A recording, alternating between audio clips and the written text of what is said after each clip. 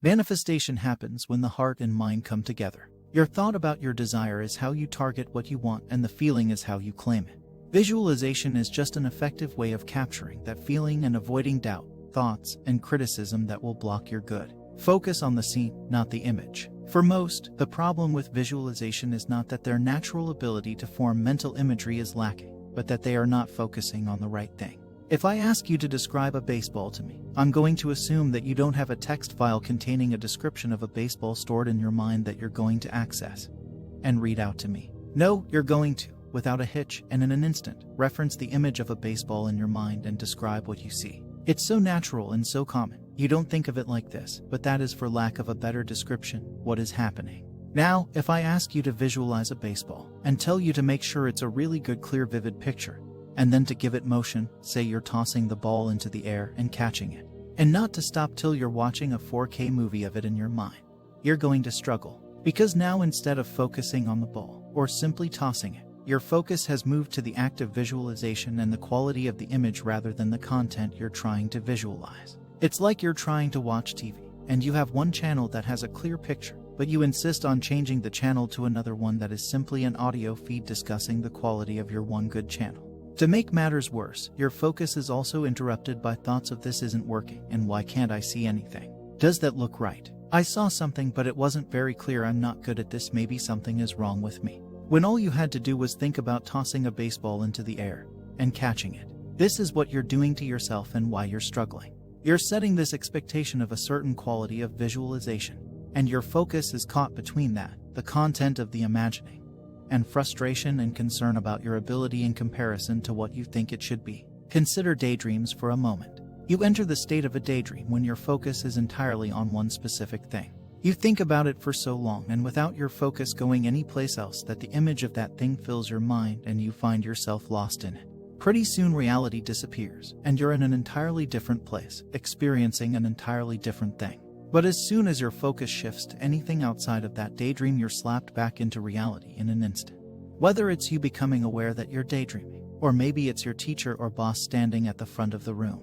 Visualization is like this. You see what your mind is focused on. So, first thing, know what you want. Set down and write a short script. Try to place familiar elements in it to make it easier. Try to have it take place in a room you know extremely well, talking to a person you are extremely familiar with, etc., so you're not hung up on trying to imagine something foreign to you. If you're not familiar, you can find ways around it, like, say, talking to a relative and telling them about the new house you just bought, or telling them the model of the car and details about it.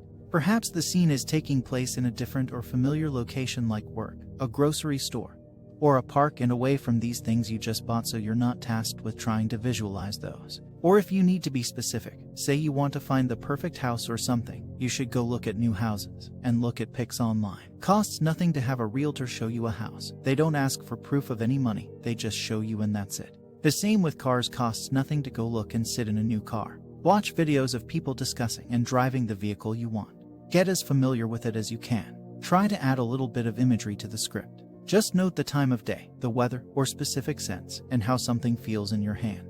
Just enough to draw a general image. You don't need to write every little detail. Your mind will fill in the blanks automatically. Now, after you've written this short script, read it over and over. Memorize it till you can recall it later like it's a memory. Then when you're doing sats, remember that scene and focus on nothing else but recalling the events of that scene.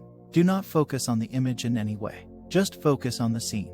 Think about the scene and become emotionally involved with it. Enjoy it. Feel it. Be overwhelmed with gratitude. Be happy about the events taking place. Don't let the thoughts of how good of a job you're doing or the quality of the image enter your mind at all. Ever. It doesn't even matter. What matters is that you have your thought and desire locked on target and your emotions laying claim to them. If you're not scripting your SAT session earlier in the day and you're struggling, you're making things way too hard on yourself.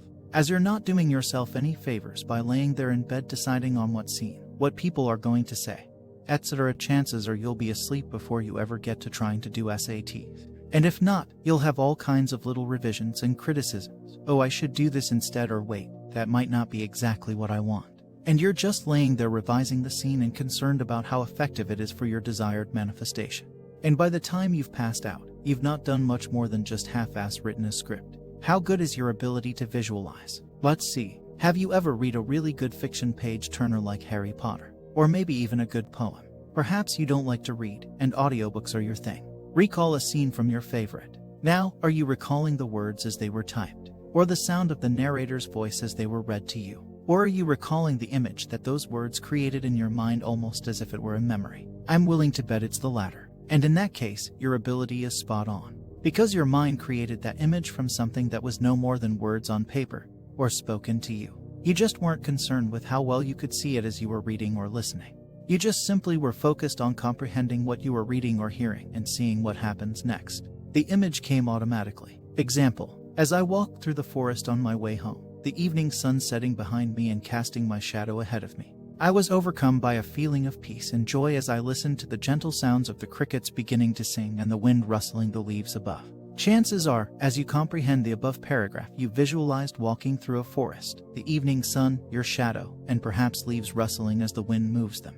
And if you read it intently enough to comprehend it, and you're now thinking back to it, you're likely seeing that scene, rather than the words that described it. Take notice of how your mind filled in the blanks on its own. What did you see that wasn't in the paragraph above? Perhaps the color of the ground, what you saw ahead. Could you see the sky through the trees? Was it cloudy? Were you walking on a well-traveled path through the forest or through an area less traveled? Were the birds singing? Hear anything else? What time of year was it? What was the terrain like? Flat and even? Were you walking up or down any hills? How about the roots of trees? Did you see those snaking across the ground as you walked? Or any leaves on the ground? How about grass? And all you needed was a vague paragraph to see all of that. That is visualization in action. That is how the eye of your mind operates. Also, visualization is just one method. Visualization is not needed to get results, as life is a non-stop back-to-back series of manifestations all created by your own thoughts, beliefs, and emotions. You constantly manifest by default whether you like it or not.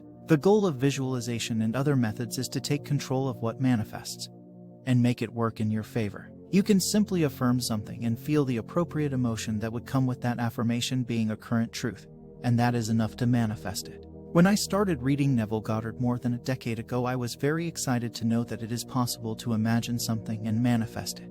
But for some reason, every time I tried, I became very frustrated about visualizing scenes. The simple practice of trying to make a scene in my mind was killing all my vibes. Instead of being peaceful and relaxed, it made me angry and I felt really bad. For me, visualizing scenes is not really something I do naturally. If visualization and scenes are not natural for you, then don't force it.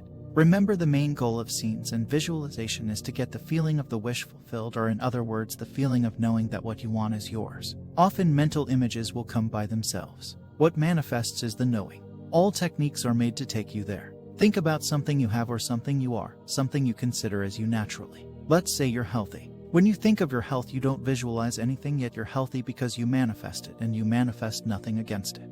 You're healthy because you believe you are. So how do you go in that state of knowing? This is one way of doing it. Above all, know that the purpose of any technique is to build a belief, the sense of knowing. Your job is not to change anything in the physical world. This is the job of the law. Your job is to create and generate a state of mind. Lay down on your bed or a relaxing chair or go for a walk. You can do it with music. Music that makes you feel accomplished and blessed. Then think of a belief, a state of mind, an idea, and then you want to be real. Let's take the example of I have 100K in my bank. You tell yourself, I live the perfect love. Then you go more and more into the meaning of those words. It's not about repeating words mindlessly. It's about going into the meaning, thinking from it, and letting it change you. You can repeat it and say alternate versions of the same sentence, but go into the state of that affirmation instead of focusing on repetition. The more you go deeper, the more you associate with that affirmation, and the more you will see a change in your perspective, feelings, expectations, and even mental pictures. This is living in the end, or thinking from a desirable state of mind. Then you live your life fully without overthinking this, and when you think of the subject associated with love, you remind yourself of this state, and you regenerate it instead of letting the old reality or the present conditions rule the game.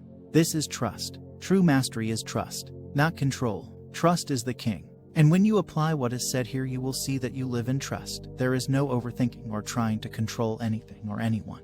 Because control is the work of a king's servants, the work is on them, and the king is free. Also, many of you have the wrong understanding of mastery because you associate it with being a control freak, which is fear and hell. All your problems could be destroyed now by only one simple belief. All my problems are resolved now. I am free. If you accepted this and rejected all the nonsense, overthinking, questioning, worrying, fighting. It is done.